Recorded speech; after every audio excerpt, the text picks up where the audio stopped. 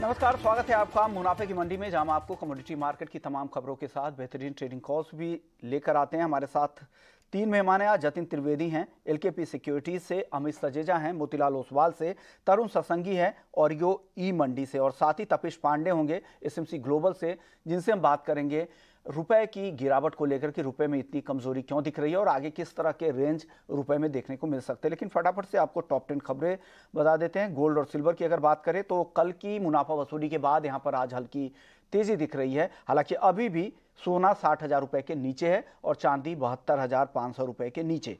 Crude की बात करें तो कल 1.5 से 2% तक की गिरावट दिखी थी और आज यहां पर हल्की तेजी दिख रही है, 1% तक की तेजी दिख रही है। नेचुरल गैस 215 रुपए के आसपास एमसीएक्स पर और नामेक्स पर $2.5 के ऊपर नेचुरल गैस। यहां पर लोअर लेवल पर बाइंग से यहां पर कीमतों में तेजी आई है। कॉपर में भी आज तेजी है, 0.25 से आधे % तक की, 720 के आसपास।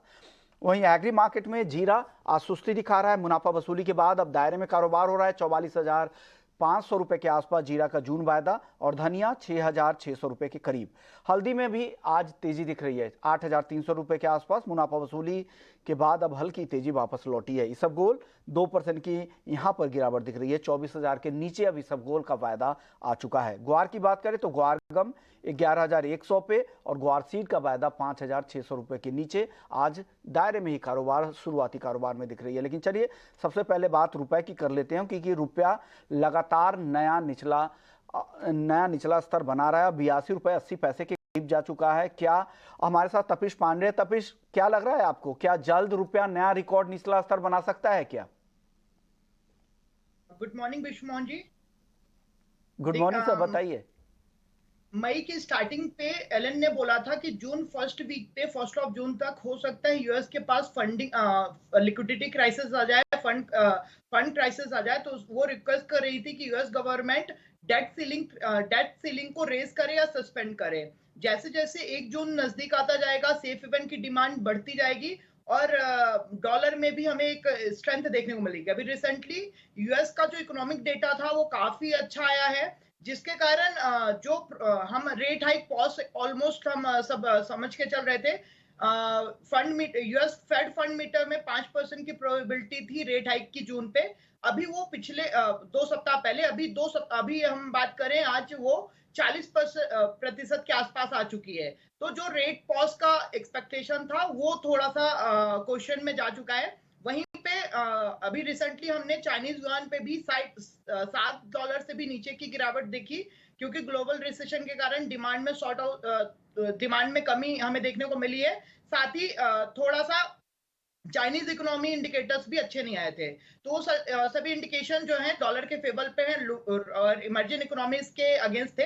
अभी रिसेंट डेवलपमेंट की बात करें तो चार्ट में 80 टू 40 पे अच्छा ब्रेकआउट दिया था डॉलर रूपी ने, जिसके बाद हम एक्सपेक्ट कर रहे थे 83 तक का मूवमेंट दे सकता है। 82 90 83 पे एक रेसिस्टेंस है जहां तक जा सकता है, एंड 83 का जो रेसिस्टेंस है काफी क्रूशियल रेसिस्टेंस है। काफी महीनों से उसको तोड़ने की कोशिश किया है, लेकिन अभी चार्ट में एक ट्रेंड लाइन बन रही है, जिसको अगर तोड़ा तो 40 से 50 पैसे और ऊपर साइड यहाँ पे डॉलर रुपये में हम रैली देख सकते हैं। लेकिन यहाँ पे काफी अच्छी प्रोबेबिलिटी है कि वहां से एक रिवर्सल ले सकता है। 2-3 रीजन है जिनको मैं थोड़ा सा यहाँ पे नजर पे रखना चाहूंगा।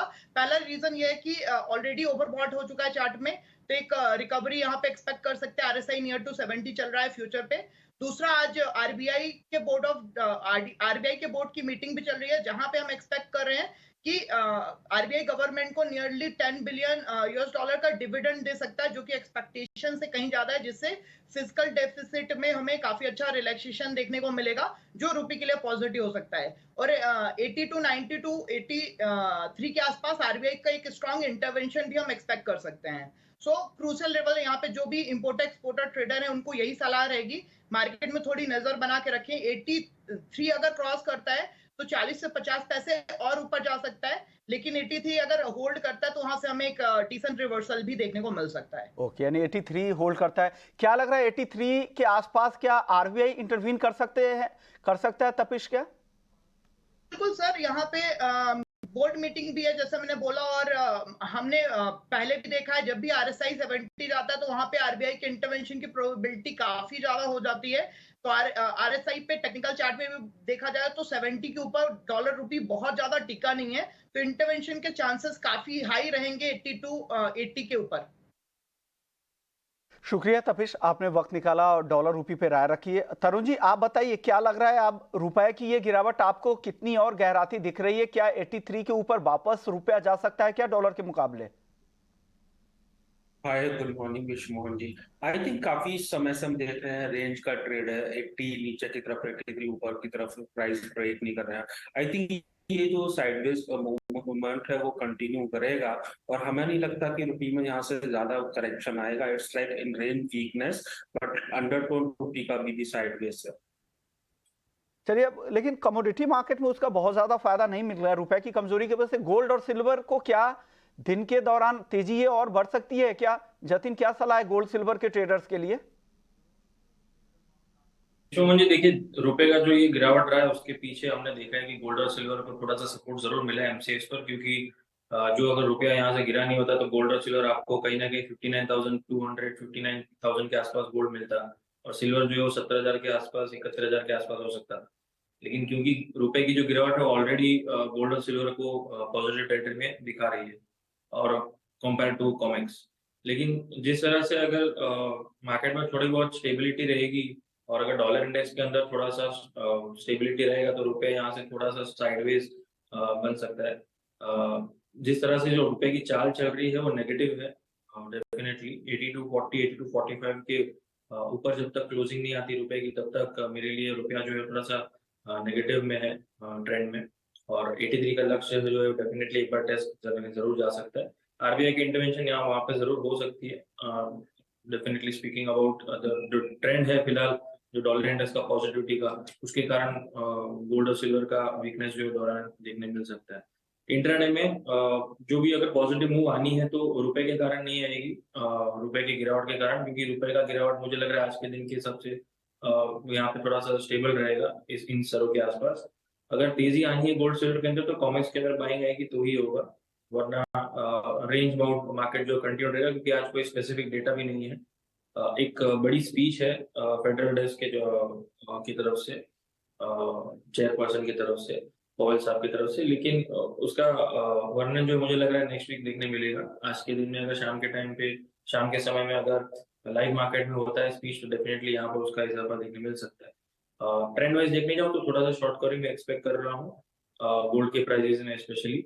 सो गोल्ड का प्राइस जो है मुझे लग रहा है 59,600 59,500 का सपोर्ट जो है वो ब्रॉडली लेना चाहिए, और हायर साइड में 60,200 6300 इन लेवल्स को छूने जाने चाहिए। गोल्ड सिल्वर 72,200 72,300 का स्ट्रॉन्ग सपोर्ट है। डे ट्रेडर्स यहाँ पे सपोर्ट जो है उसके हिसाब से बाय करके चल सकते हैं करंट मार्केट प्राइस से। 70,000 के लक्ष्य के लिए ये मेरा टारगेट रहेगा सिल्वर। ओके, लेकिन चलिए एक अहम खबर आ रही है एजेंसी के हवाले से। ये खबर आ रही है कि तुअर उड़द दाल की जमाखोरी रोकने के लिए सरकार ने एक बड़ा कदम उठाया है। सरकार दाल इंपोर्टर्स के लिए सरकार की तरफ से एडवाइजरी जारी कर दी गई है कि उड़द और तुअर दाल 30 दिनों से ज़्यादा नहीं रखने के आदेश यहाँ पर जारी किए गए हैं। स्टॉक एडवाइजरी पालन नहीं करने पर सख्त कार्रवाई हो सकती है, क्योंकि जिस तरह से दालों के दाम बढ़ रहे थे, खास करके तुअर के दाम बढ़े थे, उस पर सरकार की नज़र है और इस वजह से अब उड़द और तुअर दाल के 30 दिनों से ज़्यादा का स्टॉक नहीं रखने का निर्देश सरकार की तरफ से जारी किया गया है। ये एक अहम खबर आपके लिए। चलिए, वायदा बाजार की हम बात कर रहे थे, गोल्ड और सिल्वर की। अमित जी, अब आप बताइए गोल्ड और सिल्वर में क्या करना चाहिए आज? जी, देखिए मैं ट्रेंड के साथ चलना प्रेफर करूंगा। मेरा मानना है कि जो रिसेंट रैली आई थी $2,082 के ऑल टाइम हाई बने थे स्पॉट में, उसका जो बेस था कहीं ना कहीं $1,970 था, जो अब ब्रीच हो चुका है। तो हालांकि इंट्राडे या शॉर्ट टर्म शॉर्ट कवरिंग हमें देखने मिल सकती है, लेकिन मुझे लगता है कि $1,930 कहीं ना कहीं मीडियम टर्म ओपन हो चुका है एज अ टारगेट एरिया। तो मैं समझता हूँ कि उछाल पे बिकवाली की जाए। यस, एक छोटी सी शॉर्ट कवरिंग 60,000 से 60,100 तक डोमेस्टिक गोल्ड प्राइसेस को लेके जा सकती हैं, बट मैं वहां पर बिकवाली करने की सलाह देना चाहूंगा 59,500 के व्यू के लिए। शॉर्ट टर्म टारगेट करीबन $1,945 और मीडियम टर्म $1,930 तक प्राइस जा सकती हैं। वहीं चांदी की भी अगर बात करें तो इमीडिएट तौर पर 73,500 के जब तक नीचे है तब तक सेल ऑन रैली की सलाह होगी। इंट्राडे में 72,750 800 तक प्राइसेस जा सकती हैं, वहां पर मैं सलाह देना चाहूंगा सेलिंग की, और 71,700 का एक शॉर्ट टर्म टारगेट होगा। सिल्वर दोनों बेचने की सलाह 60,000 के लेवल पे आपको बेचने की सलाह अमित जी की तरफ से आ रही है 59,500 के लिए, और चांदी बेचना है 72,750 के लेवल पे 71,700 के टारगेट के लिए। तरुण जी, आप क्या सलाह देंगे? ये जो मुनाफा वसूली आई है गोल्ड और सिल्वर में 60,000 के नीचे गोल्ड खरीदे या बेचे? तरुण जी, आपसे मेरा सवाल है। तरुण जी, आपका ऑडियो म्यूट है। I unmuted. I think short term में करेक्शन एक्सटेंड कर सकता है, बट ओवरऑल जो ट्रेंड है अभी भी बुलियन का तेजी करेगा। मेरा ऐसा मानना 1920 या उसके आसपास once again prices international market में स्टेबलाइज होने चाहिए। अगर डोमेस्टिक मार्केट की बात करता हूं तो मुझे ऐसा लगता है 59,300 काफी अच्छा सपोर्ट है। उसी के नीचे फर्दर वीक का अगर उसके नीचे प्राइस नहीं जाएंगे तो उन लेवल से वंस अगेन बाइंग देखने को मिलेगी। तो I think I would prefer to wait correction over होने का, देन आफ्टरवर्ड्स जैसे ही बाय ट्रिगर आएंगे मैं बाय करना प्रेफर करूंगा, क्योंकि मेजर ट्रेंड इसमें तेजी का है। अभी जो प्रॉफिट बुकिंग हुई है वो डॉलर इंडेक्स में तेजी आई है उसकी वजह से हुई है, बट ब्रॉडर अगर आउटलुक ले तो डॉलर इंडेक्स वीक होना चाहिए फर्दर। क्या कहेंगे आप तरुण जी, क्या लग रहा है क्रूड में? क्या जो ये तेजी आज दिख रही है कल की नरमी के बाद, आज खरीदारी करे क्या? तरुण जी, आपसे ही मेरा सवाल था क्रूड पर। मैं क्रूड में बायर नहीं बनूंगा एक्चुअली। मेरा ऐसा मानना है कि 6,000 6,100 पहले काफी अच्छा सपोर्ट था, उसे ब्रेक करके प्राइसेस 5500 गए थे। अभी जब तक 6100 के ऊपर प्राइस नहीं चलेंगे, आई थिंक टेक्निकली भी ये सेल काउंटर है। एंड मैंने 2 हफ्ते पहले भी बोला था मेरे को डाउन साइड रिस्क इसमें लगता है, तो प्रॉब्ली मैं उस पर स्टिक रहना प्रेफर करूंगा। बट तो प्राइस आए थे, बट मेरा ऐसा मानना है over the period of time 5000 तक क्रूड ऑयल के प्राइस आने चाहिए। आई थिंक ओपेक के इतने कट करने के बावजूद भी अगर मार्केट संभलने को तैयार नहीं है तो इट मींस कहीं ना कहीं मार्केट के अंदर इकोनॉमिक ट्रेंड ऐसा है कि वो प्राइस चलने को नहीं दे रहा है। तो मैं बियरिश हूं क्रूड ऑयल के ऊपर। आप बियरिश है, लेकिन S&P ग्लोबल कमोडिटी इनसाइट्स के वाइस प्रेसिडेंट डेनियल इवांस से भी हमने बात की, खास बातचीत की। उन्होंने क्रूड कीमतों को लेकर क्या कहा, आइए सुन लेते हैं। The key uncertainty is really what happens with Chinese demand. In our view is that we'll get about 2.2 million barrels a day of demand growth this year, of which 60% is coming from China. So if China underperforms, there is the potential for demand to be less than expected and to create more looseness in the crude oil market. But overall, I would say what we're expecting to see for the coming months is that as seasonal demand picks up, there will be an inventory draw, and that will be supportive of oil prices. So we're expecting upward momentum in oil prices before we start to see stock builds again in the fourth quarter and into the first half of next year, which will bring some softening again on the price. Okay, यानी S&P global commodity insights का उनको लगता है कि 2023 में जो मांग में जो रिकवरी आई हुई है 60% जो कंट्रीब्यूशन होगा वो चाइना को होगा, और अगले महीने से जो एक सीजनल डिमांड है उसका फ़ायदा क्रूड को मिल सकता है। जतिन, क्या आप क्या सलाह दें ट्रेडर्स को? 6000 के आसपास MCX पर भाव है, इस लेवल पे क्या करें, खरीदें या बेचें? ये टेक्निकली विश्व मोहन जी एक 6100 एक स्ट्रॉन्ग हर्डल है। मैं काफी टाइम से बताते आ रहा हूँ कि 6100 के नीचे जब तक ये काउंटर ट्रेड कर रहा है तब तक नेगेटिव जोन में है, और सेलिंग जो है अच्छी खासी उसमें ऑब्जर्व भी हो चुकी है। क्योंकि पिछले 2-3 दिनों से अगर हम देखें तो काउंटर जो है थोड़ा सा वोलेटाइल भी बढ़ चुका है। सो मैं दोनों तरफ के ट्रेड के लिए रेडी हूँ। इनफैक्ट 5950 5950 5970 ये रेट के आसपास मिलता है तो मैं बाइंग के लिए भी प्रेफर करूंगा, और 1500 के नीचे जाता है तो मेरा स्टॉप लॉस रहेगा हायर साइड पे 6050 6060 के टारगेट्स के लिए। और अगर 61,000 के आसपास के प्राइसेस पहले मिल जाते हैं और डिप नहीं आती है तो वहाँ पर सेलिंग के लिए मेरा ट्रेड ओपन रहेगा, सेलिंग की एडवाइस रहेगी वहाँ पर 6160 के स्टॉप लॉस के साथ में, और लोअर लेवल से फिर से 6000 5950 इस लेवल्स के टारगेट्स के लिए, क्योंकि काउंटर जो है दोनों तरफ की साइड के मूव दे सकता है। ये मैं मान के चल रहा हूँ अभी, क्योंकि यहाँ पर जो है वो बैलेंस है बायर्स और सेलर्स का, क्योंकि टेक्निकली स्ट्रॉन्ग रेजिस्टेंस पॉइंट पे आ रहा है और कहीं ना कहीं आगे चल के ओपेक की जो कट रहेगी वो आगे चल के आपको देखने मिल जाएगी। तो ये मार्केट को सपोर्ट भी करेगा। चाइनीज मार्केट का इकोनॉमी का डिमांड जो है वो भी आगे चल के देखने मिल सकता है। तो ये दोनों तरफ की न्यूज जो है उसको काउंटर को थोड़ा सा वॉलेटाइल रखेंगे और रेंज में रखेंगे।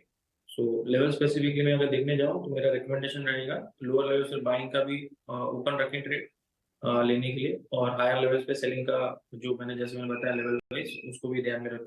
दोनों तरफ की ट्रेड मिल सकती है। जी विश्व। विमल कोठारी साहब भी अब जुड़ गए हैं, आईपीजीए के चेयरमैन है। सर स्वागत है आपका। सर जमाखोरी पर लगातार सरकार की सख्ती बढ़ती जा रही है। अब तुअर उड़द दाल की जमाखोरी रोकने के लिए सरकार ने 30 दिनों से ज्यादा का स्टॉक नहीं रखने का निर्देश दिया है। इस खबर पर आप क्या कहेंगे, क्या रिएक्शन होगा सर आपका? नमस्कार विश्व मोहन जी। एक तो ये जो कदम सरकार ने जो उठाया है, मैं समझता हूँ कि ये बहुत जल्दबाजी में हुआ है और इससे बहुत ज्यादा फायदा नहीं होने वाला है। क्योंकि हमारे यहाँ जो तुअर का उत्पादन और उड़द का उत्पादन पिछले खरीफ क्रॉप में बहुत कम था, और उसकी वजह से हमारे यहाँ जो शॉर्टेज बनी हुई है, स्कैर्सिटी बनी हुई है, उसके लिए हमें इंपोर्ट करना पड़ रहा है। ओके। तुअर की अवेलेबिलिटी वर्ल्ड मार्केट में जो है अभी सिर्फ म्यांमार में है, और जहाँ बहुत कम स्टॉक है वहाँ लगभग 80,000 से 1 लाख टन है।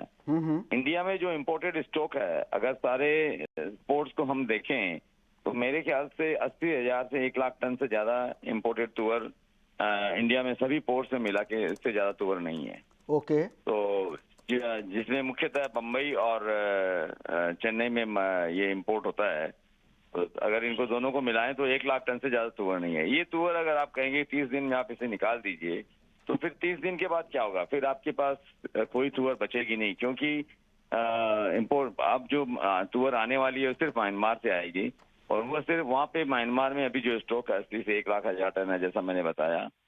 ईस्ट अफ्रीका से जो क्रॉप आती है वो जो अगस्त में आएगी, जो हमारे यहाँ माल की उपलब्धता उसकी सितंबर में होगी, तो उसमें अभी भी लगभग 3 महीने से ज्यादा का समय बाकी है। तो मैं नहीं समझता हूँ कि ये एक अच्छा कदम है। और दूसरा, इसमें इम्पोर्टर भी अब माल लाने में थोड़ा हिचकिचाएगा, क्योंकि आते ही उसको 30 दिन में माल को उसको डिस्पोज करना है या उसको बेचना है, तो कई बार ऐसी स्थिति आती है कि वो 30 दिन में नहीं बिक पाता है। तो मैं नहीं समझता हूँ कि ये एक बहुत अच्छा कदम है। इम्पोर्टर भी लार्ज क्वांटिटी में माल नहीं लाएंगे, तो सरकार को इसमें 30 दिन की जगह कम से कम 90 दिन का समय देना चाहिए था, कि 90 दिन के भीतर जो तो उससे कम से कम ये था कि इम्पोर्टर को ये मालूम था कि हम माल लाए तो हमको 90 दिन में हमको डिस्पोज करना, और वो एक रीजनेबली अच्छा समय था। इसमें मैं समझता हूँ बहुत प्रेशर आएगा और माल की उपलब्धता धीरे धीरे और कम हो जाएगी, तो इससे प्रेशर कम नहीं होने वाला प्राइसेस पे। एक बार बात आपने कही कोठारी साहब कि इससे और भी दबाव बढ़ेगा। कम से कम 90 दिन का वक्त सरकार की तरफ से दिया जाना चाहिए था, और इससे घबराहट भी बढ़ेगी, कारोबारियों का भी भरोसा भी कम होगा, और इससे दाम कम होने की बजाय दिक्कतें और बढ़ सकती है, ऐसा विमल कोठारी जी का कहना है। चलिए आगे बढ़ते हैं। हमारे साथ तीनों मेहमान बने हुए हैं। बेस मेटल्स की बात कर लेते हैं फटाफट से। बेस मेटल्स पे बात नहीं हो पाई थी। अमित जी, वक्त कम है, फटाफट से आप तीनों के पास आएंगे। आपकी टॉपिक क्या होगी, मेटल में आज क्या करना चाहिए? जी देखिए, वंस अगेन यहाँ पर भी मैं ट्रेंड के साथ ही चलूंगा। कॉपर में हल्का सा उछाल देखने मिल सकता है 722 723 से 24 के बीच में, वहां पर मैं बिकवाली की सलाह दूंगा। अभी प्रेशर बना हुआ है डॉलर इंडेक्स की वजह से, और डाउन साइड में मेरा मानना है शॉर्ट टर्म टारगेट 716, और ओवरऑल ऐसा लगता है 710 भी फिसलने की पॉसिबिलिटी है। लेकिन बहुत छोटा जवाब दीजिएगा, मेटल में आज क्या करें? मेटल में सेलिंग का ही रुझान रखें विश्व जी, क्योंकि जिस तरह से मार्केट का रिएक्शन है हायर लेवल्स पे सस्टेन होना जरूरी है। कल की क्लोजिंग अच्छी थी, लेकिन आज जो अगर फ्राइडे का दिन जो वीकली क्लोजिंग है वो इम्पोर्टेंट है। जब तक 730 नीचे क्लोजिंग नहीं आती तब तक कॉपर मेरे लिए वीकनेस का ट्रेंड कंटिन्यूड है। 725 के आसपास सेल करके चल सकते हैं। 730 के ऊपर स्टॉप लॉस, 715 710 का टारगेट। तो 10 के टारगेट के लिए आपकी पिक क्या होगी तरुण जी? तरुण जी, आपकी पिक क्या होगी बेस मेटल्स में? सर अनम्यूट कीजिए ऑडियो और प्लीज बताइए मेटल में क्या करें आज? या मैं भी कॉपर में बियरिश हूँ, लेकिन अभी हो सकता है शॉर्ट टर्म में रिकवरी आ सकती है। मैं वेट करूंगा कि एग्जैक्टली टॉपिश फॉर्मेशन कहाँ होता है, 730 या 740 के आसपास। लेकिन ये श्योर है कि टॉप बनाने के बाद में प्राइस 680 तक डाउन साइड में देखने को मिलेंगे। 10 सेकंड में जवाब दीजिएगा तरुण जी। मसालों में क्या करना चाहिए? आज दायरे में है, मुनाफा वसूली भी आ गई है, क्या खरीदारी अब करे, कौन सा मसाला खरीदे? मैं धनिया और टर्मरिक में मेरा रुझान है। धनिया आई थिंक बाय करना चाहिए और धनिया के अंदर हम आने वाले टाइम में 8,000 के ऊपर के प्राइस देखेंगे। टर्मरिक 2 हफ्ते पहले मैंने बोला था कि एक अच्छा बैट, और उसके बाद में हमने 20% से ज्यादा की रैली आते हुए देखी है। अभी भी I think turmeric buying side में ही रहेगा और प्रॉब्लम 10,000 तक के प्राइस देखने को मिलेगी। शुक्रिया तरुण जी आपका, अमित जी आपका, जतिन आपका, आप लोगों ने अपना वक्त निकाला। तपिश आपका भी बहुत बहुत शुक्रिया। तो मुनाफे की मंडी में इतना ही, लेकिन बाकी खबरों के लिए आप बने रहिए ET Now स्वदेश।